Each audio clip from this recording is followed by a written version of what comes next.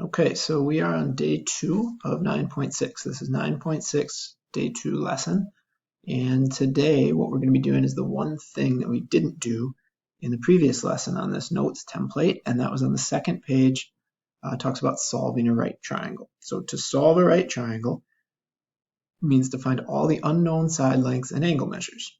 You can solve a right triangle when you know either of the following, either 2 side lengths or 1 side length and the measure of one acute angle. So let's draw a picture in, just a little right triangle, and we can call that A, B, C.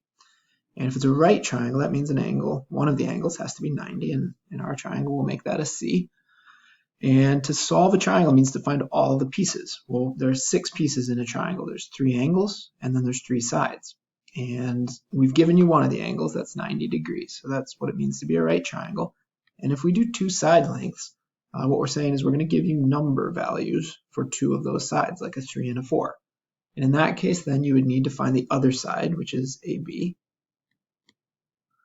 You would also need to find the measure of angle A, which is a missing angle measure, and the measure of angle B, which is a missing angle measure. So there's 3 things in this one that we'd be looking for. So you're going to be given 3 things, the 90-degree angle right here, and then 2 side lengths, 3 and 4.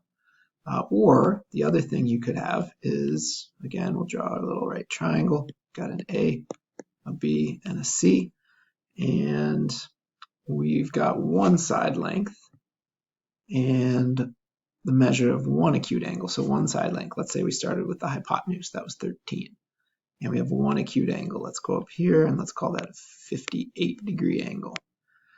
And what this is saying is, okay, there's 3 other pieces of the triangle we don't have. There's the measure of angle A, we'd have to find that, and then there's side AC, and there's side BC. And so we would need to find 3 pieces. So you're going to be given 3, one of which is always going to be the 90, because we're talking about right. And then in this case, it's 1 side length, 13, and 1 angle measure, 58. So you're given 3, you're finding 3. And there's really not any theorems or new math ideas. This is more of an application day. So what we're going to do is flip to or go to the last page of the notes template, and that's got 5 problems on it. And we're going to work through these 5 problems today. And so each one is basically asking you to do the same thing, at least in 7 through 10. So we'll start with 7 through 10.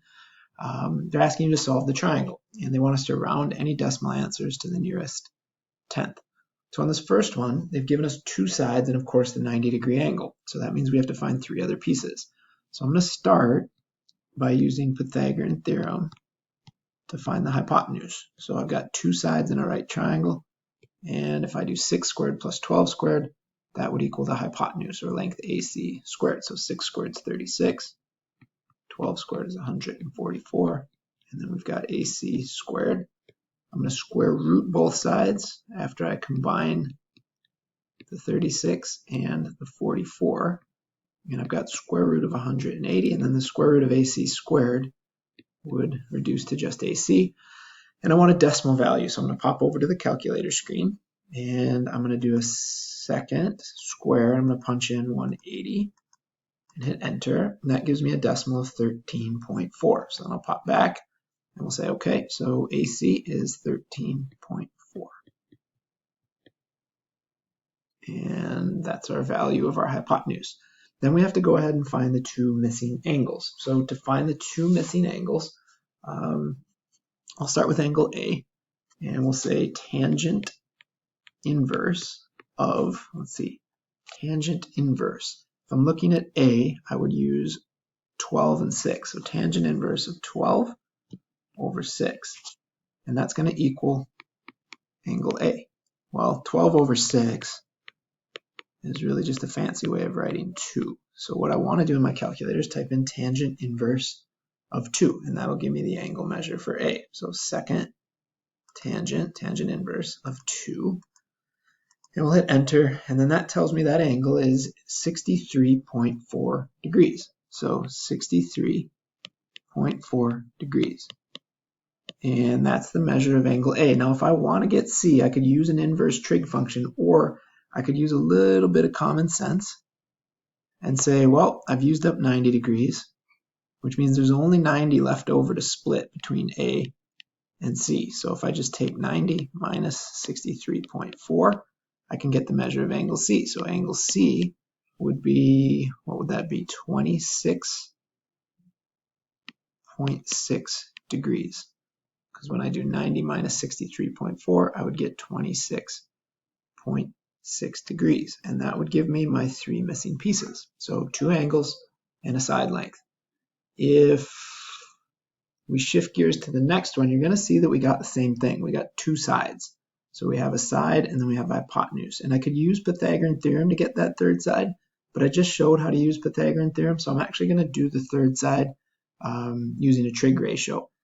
So in order to do that, what I first have to come up with is I have to figure out the angles. So I'm missing angles D and angle C. So let's go get angle D first. So I'm going to choose sine inverse of 21 over 75 is equal to angle D, or the measure of angle D. So sine inverse of 21 over 75, that's opposite and hypotenuse from D. So then we'll pop over to the calculator and we'll do our sine inverse of 21 divided by 75 and close my bracket, hit enter, and then that tells us that the angle measure is 16.3. So that means angle D is 16.3 degrees. And again, from there, you know you've got 90 degrees to split between angle A or angle C and angle D. So I'm going to say that means angle C is 16.3, 90 minus 16.3. So angle C, measure of angle C, would be 73.7 degrees. So 73.7 would be angle C. 16.3 would be angle D. And then we still need side ED. And we, again, could use Pythagorean Theorem, but instead what I'm going to do is I'm going to set up the relationship cosine of D equals adjacent, which I don't know, that's ED, divided by hypotenuse, which is 75. So if I've got adjacent divided by hypotenuse, and I know cosine of D is that amount, I can just multiply both sides by 75. So I've got 75 times the cosine of D is ED. And then I know what D is. D is 16.3. So I'm going to do 75 times cosine of that 16.3 number, and that's going to equal ED.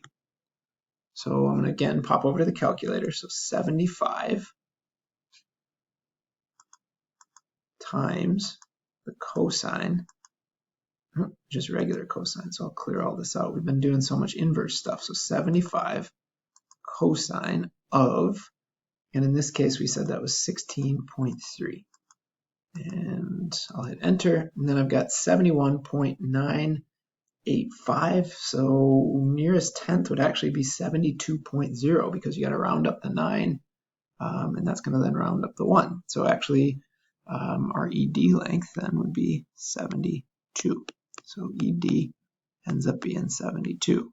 And again, just from a rounding perspective, the reason I did that, I get 71.98 as an answer. And so to round that up, the 8's going to round the 9 up, and then that will in turn round the 71 up to a 72. So we're going to call that 72.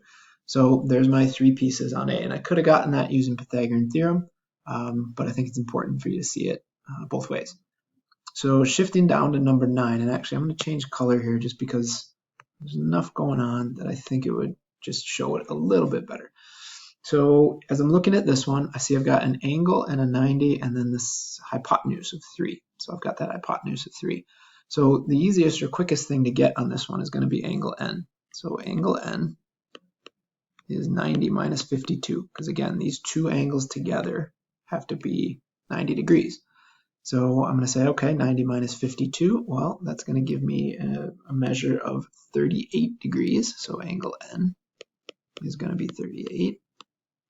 And I've got 1 piece. Now I need to go get the 2 side lengths. So I'm actually going to use inverse trig twice. So I'm going to say sine inverse of,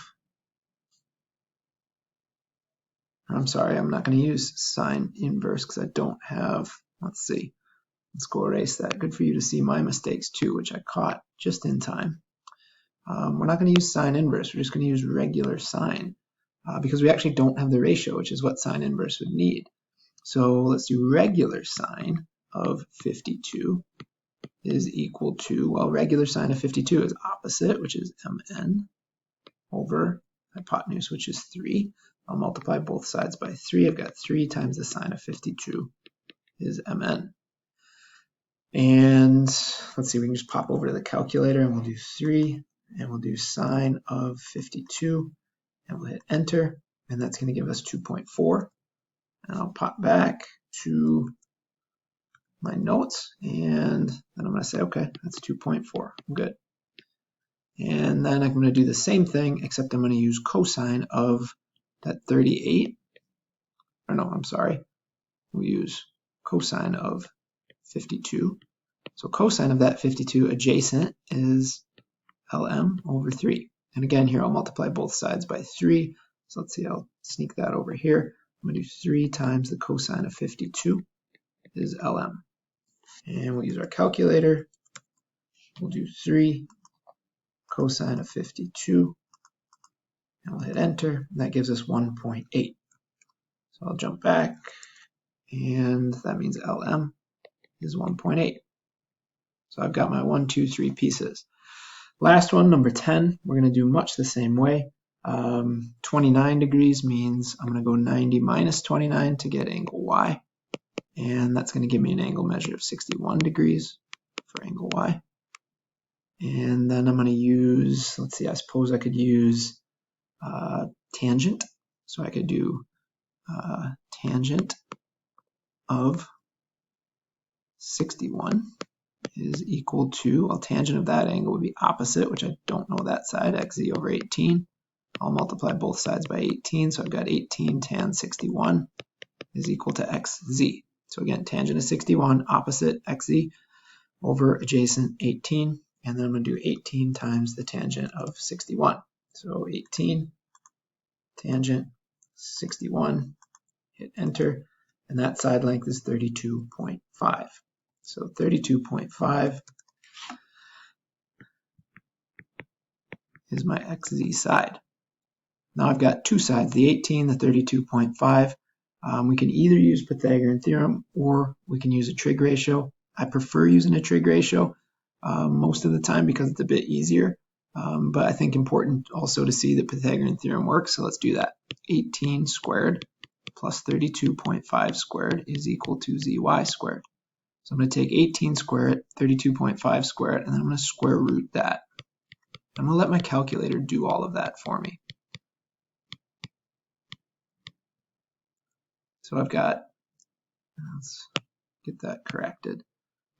So we'll make that our zy. So I'm going to pop over to the calculator, I'm going to punch that in, and that's going to give me a hypotenuse. So 18 squared plus 32.5 squared, all under a square root. So let's go square root, and we're going to go 18, and we're going to square that, plus 32.5, and we're going to square that, and I'm going to close off my brackets, hit enter, and that's 37.2. And that's the hypotenuse, and again, it allows 37.2, the calculator to do all that work for you, and you just type it in once. So again, on the calculator, we just type square root key, 18 squared plus 32.5 squared, and then let it combine everything. And going back to our notes template, we have one problem left, and this actually is not asking us to solve the whole thing. It's saying a boat, so they're showing you a boat getting pulled by a winch on a dock that's 12 feet up, and they label that side 12.